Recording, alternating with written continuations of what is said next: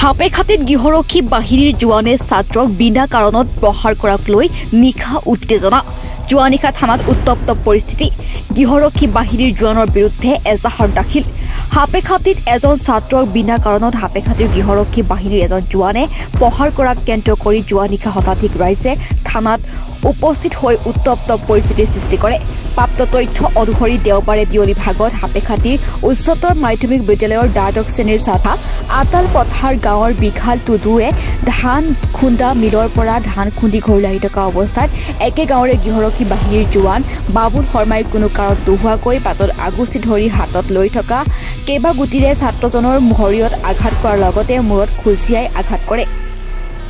শেহতীয়াকৈ ঘটনাৰ সবিশেষ পৰিয়ালৰ লোকে অৱগত হৈ নিশাই শতাধিক ৰাইজ সহ হাপেখাতি আৰক্ষী থানাত উপস্থিত হৈ গৃহৰক্ষী বাহিনীৰ জোৱানৰ বিৰুদ্ধে থানাত এজাহাৰ দাখিল কৰাৰ লগতে 24 ঘণ্টাৰ ভিতৰত অভিযুক্তক গ্ৰেপ্তাৰ কৰাৰ দাবী জনায়।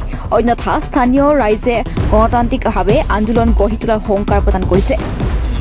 শিৱসাগৰৰ পৰা ফাৰহান লস্কৰৰ ৰিপৰ্ট এনি লাইভ।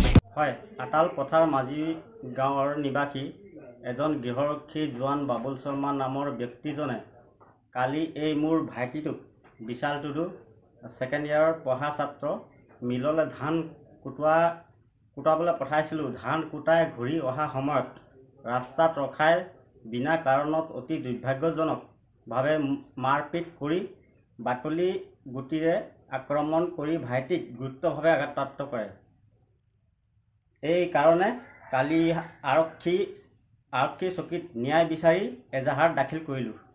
খবৰ মানে এনি লাইভ 24/7 আৰু এনি লাইভ ডিজিটেল। যিকোনো খবৰৰ বাবে যোগাযোগ কৰক 9387734920 আমাৰ এই নম্বৰত।